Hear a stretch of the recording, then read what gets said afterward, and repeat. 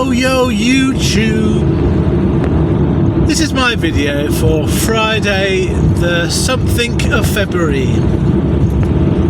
I've got no idea what the date is today. I've been chilling at home for the last couple of weeks and I've been really relaxed and enjoying my semi-retirement. But now I've got back on the road and we'll see if it's still as enjoyable as I remember it being. So, quick updates on things I can remember to tell you about. The video I've just published today was from the last day of January, a week ago today, and because I knew I was going to be off a few days last week, I did a couple of extra videos which I hope are useful, which are about how I use. One is about how I calculate my petrol, one is about my 2024 costs. And I thought I was going to be back at work on Monday this week, but it turns out that I didn't go back to work on Monday. And Tuesday my van was in for a service. I didn't get that back until end of play Wednesday. And obviously yesterday was dialysis day. Today was going to be my back to work day, but I was so enjoying my time off that I was quite happy to have one more day off and make it a full sort of 2 weeks. I did work last Friday, but effectively I've had 2 weeks off. So this morning I was looking at jobs, I was putting bids on, and to be fair, the bids I was putting on were fair prices. They would have won the work in any normal situation. But on this occasion, the first 4 or 5 bids I put on didn't come to anything. And I was quite happy not to work today. And that was really pleasant. And then I had a bid on a job that I didn't think I was going to get. And when I tell you, I'll tell you about it and then you can decide for yourself whether it's a good idea or not. So this was about 2 o'clock-ish, and then a bid came up from Wisbech to London for a long wheelbase van job. I've done the collection point before, so I knew exactly what to expect, where I was going, what to expect when I got there. And it was 132 loaded miles, and so I bid what I thought was going to be a silly amount of money, because I worked it out on an hourly rate, not on a mileage rate. And so I worked out, roughly speaking, for me to get to the pickup and then get to London and get back home, that would be a roughly 7-hour journey. And so I based it on £30 an hour, which is my hourly rate that I want to try and earn. I rounded it down slightly to £200 just to kind of make it a round number. Put the bid on and I got the job, didn't I? I was really surprised, but I got it and I was happy to get it in the end, so I made my way to Wisbech. I've just picked up the load. The only issue I had was I had to wait for half an hour. And without me having to ask for it, the shipper on this job, who is someone I've worked with before, I think is very fair, they did give me a £20 waiting time fee. So I'm now doing this job for £220, and if I can get it done, leave home, get back in time if I can do that in 7 hours, I think it'll be worth it. So I left the house at 2:25,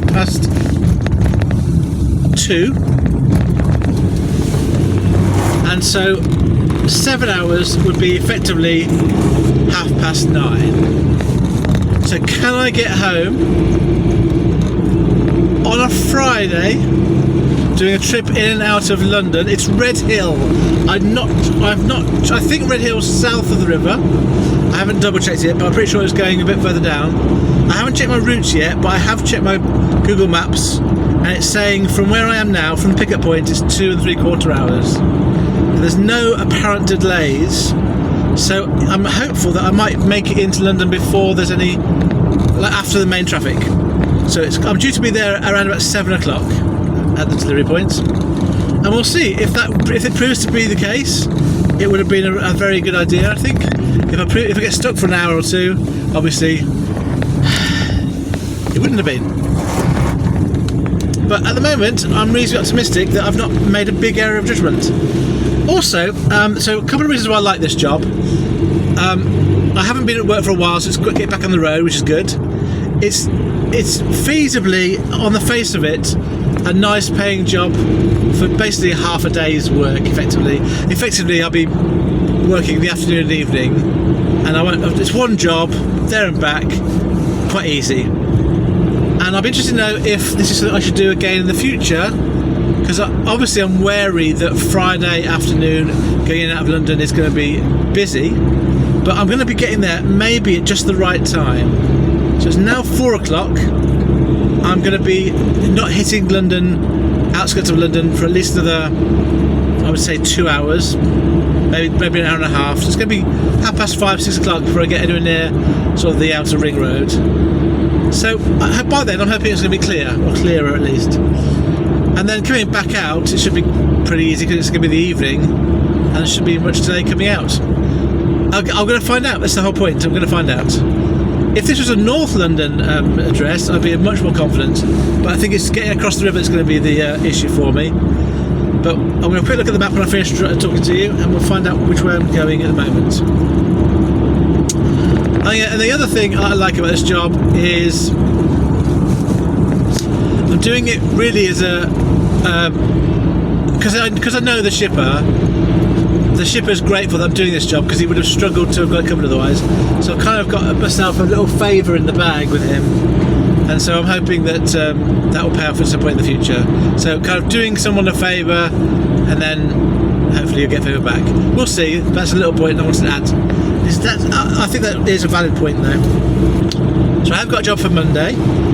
It's just a little job. It's not going to make my whole day, but it is close to where I live. It's a few dead miles, and it'll get me started for the new week. The next week will be about trying to get back into the routine again with my work. But I've really enjoyed my time off the last few days. It's been really good. Oh, the other thing I was going to say to you, what have I been doing? So I have been doing a lot of what I call admin work, so emails, accounts, sorting out my filing system, both digital and physical, phone calls to change addresses and cancel various things. And so that's been really cathartic because it's taken a whole load of weight off of mine. It's amazing how these little things that have these little jobs that aren't done really weigh up on one's mind. I'm sure not the only person that feels like this, but having done pretty much everything I can think of, I've got 2 or 3 things still to do, that are minor things that can wait. I've had my van serviced. It was quite cheap this time. I've had it cleaned on the outside. I'm ready to go. Spring is coming, so kind of all of those things add up to my mind being a bit lighter in terms of its sort of general heaviness, and I tell you what, it feels so nice. It feels so good just to have those lack of worries, there's that lack of niggles in the back of your head, always there, but not on a conscious level, on a subconscious level. So you don't know they're there, but they are always there, just gnawing away at your confidence or at your self-esteem. So I feel good at the moment, even though I'm going to London on a Friday afternoon. I'm looking forward to it. Well, I've had an interesting day, or evening, should I say. So, I think last time I left you, I just picked up my load. And if I hadn't said this before, I had to wait for half an hour before they were ready for me. And then I did get £20 waiting time. So I was quite happy with that, and I was heading down to Red Hill, which I then subsequently found out was actually just off the M25 ring road south of London. So it didn't involve me going through the central London part at all. It just involved me going either eastwards or westwards around London. I chose to go the westwards route to avoid the toll, which was 10 minutes shorter, so 10 minutes slower according to Google Maps, but it was my preferred route. And so I headed down. I left the pickup point at 4:45, and I arrived at 7:15, and it was pitch black at the time when I got there. And when I arrived, the first gate I came to had a van parked across it. Then I realised that was the neighbouring business. So I went to the next gate at the other end of the building, and it was all locked up. And I tried to find a bell. There was no bell. I read a note. There was a mobile number. On the note it said, go to reception. If there's no one there, ring this mobile number. So I rang the mobile number, and it wasn't answered. And at this point I texted the shipper to let them know that I had arrived. There didn't appear to be anyone around. I then had an explore, and I found reception. And as I parked up, there were some people in the lobby, and they looked like they were just about to leave. So I quickly got out of my van, walked up to the door, sort of got their attention. They opened the door, and then I asked them if they could help me, and they didn't really know what I was saying. They pointed to someone else behind them, and so that person came down the stairs, and that person was the cleaner. And so I said to them, well, I've got a delivery, is there anyone around? And she said there wasn't. I double checked with her that I had the right address, and that was correct. And so then I tried ringing the mobile number again, just to double check. It was actually ringing the phone that was in reception, that wasn't obviously manned. So that phone number wasn't going anywhere. I then tried ringing the bell. So I left the building, I texted the shipper, then I thought I would try ringing the bell, see if there's anyone else inside, and the bell gave me a landline number to call. This is the doorbell. And so I rang the landline number, and it said, we're closed at the moment. If you want to have the warehouse, press option 1. So I thought, oh, this is quite good, I'll try that. Obviously pressed option 1, the phone rang through, and it kept ringing until it went, just cut itself off. So there was nothing else at this point I could do. So I called the shipper, explained what I'd been told, and they were very surprised because they said that this business was desperate for these items. So he wanted me to double check I was at the right place. He wanted me to see if there was anyone else around, and he would do his at his end. He would send emails and texts at his end. And he asked me to get the name of the person that I spoke to, so in case if they said not to leave stuff, I'd have some evidence to tell the customer. So I went for a wander around to another door. I saw someone come out, and it was the same. It was the cleaner coming out, looking up at the back, almost at the back door. So I got the cleaner's name. I confirmed with her. There was absolutely no one left in the building. There were lights on, and I asked her about the lights, and she said they were automatic. So there was confirmation there was no one else on site. She was locking all the doors on her way out and home. And this was at 7:30 now. So I spoke to the shipper again, and he says nothing else we can do. He'd not had any response at his end. I'd not had any response at my end. There's nothing else we could do. So he asked me to bring them back. He did say, "Can you deliver them in the morning if they say that?" And I said that I would try to, but it's hard for me to get there and back in time. And because I can't guarantee that, it's probably best that I don't say I can at this point. So I headed back to Wisbech, to a different depot that was open 24 hours. I asked for some extra money to get me from the depot back to my house, which was, it would have been about, it's basically added about an hour to my day, roughly. The offloading at the depot and the driving home. That's what I'm doing that now. I'm driving home right now, having offloaded. So I left at 7:30, and I arrived on site to offload at 11:15. So that was 3¼ hours travelling back, and I'll be home about 11:30 now. So I have got some stats for you, but I was just going to reflect a bit on this job and how I feel about it. I mean, the shipper's a good shipper, no problems with them. It wasn't their fault that they weren't there.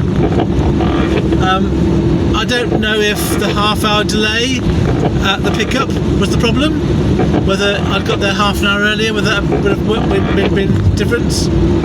I don't know. I got there at 7:15, so it doesn't seem unreasonable for someone to be around if they're desperate for it. I don't know what happened, to be honest. And I feel that I've got paid a fair price, really. I mean, I'll give you the stats, and then you can decide what you think, whether you would be happy with this. So, the other thing I said before is I have actually done what I think is a good service for the shipper, both in terms of accepting the job in the first place, but also the communication when I got to the other end. I took some photos as well of the gate and the number, so you could see it was locked and that I was at the right place. But I'm absolutely certain there was no one on site. Yeah, so I think I did a good job that he would appreciate, which is added to my reputation locally, with him at least. Okay, so stats wise, I filled up with fuel today before I picked up the job, and I'm now working on an average fuel price of 14.61 pence per mile. The trip from my house to Wisbech to Red Hill, back to Wisbech to my house, is 335 miles. 335. So in the end, it was a 2:30 to 11:30 day, which is 9 hours. So a bit more than the 7, but I got a bit more money as well. So if I was going to work 9 hours, technically speaking, I'd want to earn £270 gross. And I've actually earned £240 gross. So I've earned £30 less than ideally what I'd like to earn. So £240 from one CX job. The fuel cost for this journey, £48.94. So basically it's called that £49, which means my net earnings after fuel today are £191. 191. Okay, so I will be back at work on Monday. I hope that you are all being highly successful. Have you choose to find that word for yourselves? I will see you on Monday. Thank you for listening to my video. Farewell, friends.